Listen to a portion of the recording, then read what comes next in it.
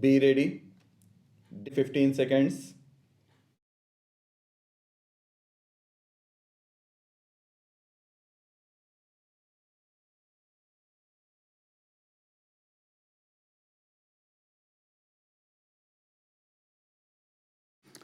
I have great pleasure in associating myself with the Silver Jubilee celebrations of the Chandigarh Press Club. Chandigarh is the symbol of a new India. It is the city beautiful.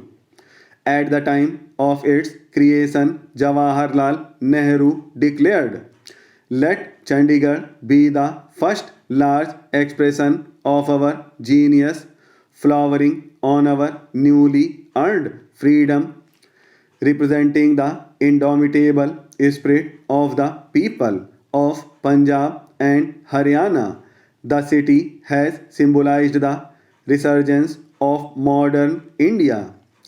In keeping with this vibrancy, the media in Punjab has also been at the forefront of journalism in our country. Many of our finest journalists at the national level cut their teeth here in Chandigarh. This city has been a fine training ground for journalists. Today morning, I had the privilege of attending the 125th anniversary celebrations of the Tribune. The Tribune was born in Lahore, but it blossomed here in Chandigarh. It did so because Chandigarh provided the intellectual, social, and political environment in which media could freely develop and grow. I salute Chandigarh and the people of Chandigarh. May your city continue to grow as a role model in all walks of life. I would like to pay a special tribute to the media in Punjab and indeed in neighboring Jammu and Kashmir for standing up to the forces of terrorism and anti national forces and for defending democracy and democratic values. I have always believed in the importance of a free press. It is the unlimited check against the tyranny of authority. As I have often said, I do sincerely believe that there is no grievance, however extreme and desperate, that cannot be redressed through democratic means. Our democracy gives everyone the right to articulate any grievance in a democratic manner. However, no civilized society can tolerate violence and extremism. Extremism of any form based on any divisive ideology cannot be tolerated in any civilized democratic society. Any group that claims to represent the interest of a people must be willing to test its popularity through democratic means and accept the people's verdict. It is through the legislature and in the media that public opinion has to be won over to a cause, not by killing innocent people, not by denying media its freedom to survey news and views. Many journalists have defended the freedom of the press against the tyranny of terrorism, bigotry, and separatism. They were willing to do this by paying with their lives.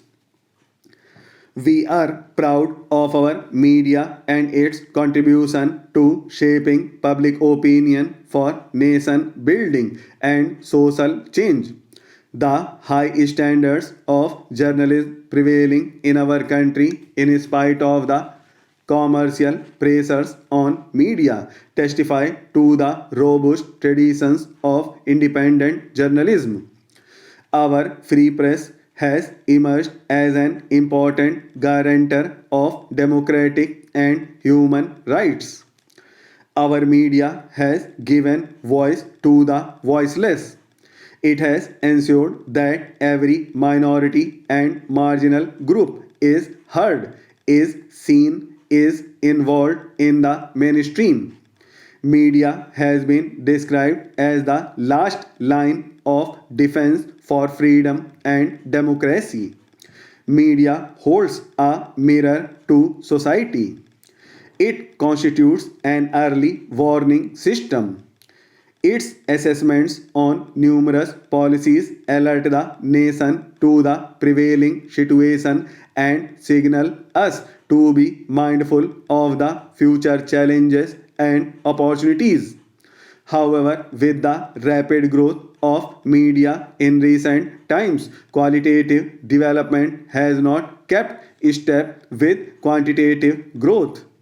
In the race for capturing markets, journalists have been encouraged to cut corners, to take chances, to hit and run. I believe the time has come for journalists to take stock of how competition has impacted upon quality. Consider the fact that even one mistake and a resultant accident can debar an airline pilot from ever pursuing his career. Consider the case that one wrong operation leading to a life lost and a doctor can no longer inspire the confidence of his patients. One night of sleeping on the job at a railway crossing, an avoidable train accident, and a railwayman gets suspended. How many mistakes must a journalist make? How many wrong stories? How many motivated columns before professional claims are placed? How does the financial media deal with market moving stories that have no basis in fact? Investors gain and lose, market rise and fall. But what happens to those reporters, analysts, editors who move and make markets? Are there professional codes of conduct that address these challenges? Is the Press Council the right organization to address these challenges? Can professional organizations of journalists like the Press Club, for example, play a role? I have often heard it said that the press club is just a watering hole, a meeting place, and nothing more.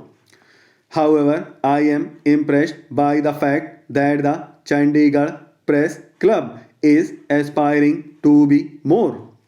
You have built conference facilities, meeting rooms. You can bring these buildings alive by making use of them to reflect, to discuss, to debate among yourselves. Where is media headed? How can you reach global professional standards?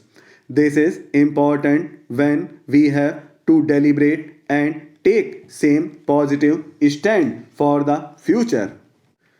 Sir, the hope of the present bill, the Electricity Supply Amendment Bill 1997, is very limited. There are two amendments.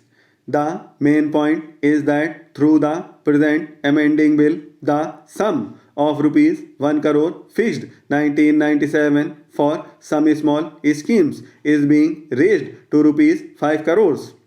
Even this amount of 5 crores seems to be very small, and I do not think that there will be any difference between 1 crore and 5 crores these days. So, I would like the minister to consider this aspect very carefully, and I would like to suggest that this amount should be raised to 15 crores or 20 crores, which I think it is the minimum, and I think that would be a reasonable thing. I do not think that the present bill is comprehensive enough. I want that a comprehensive bill should be brought forward so that the country could make progress in this field. After all, the aim is to see that electricity generation is adequate and its distribution or supply is proper and the country goes forward.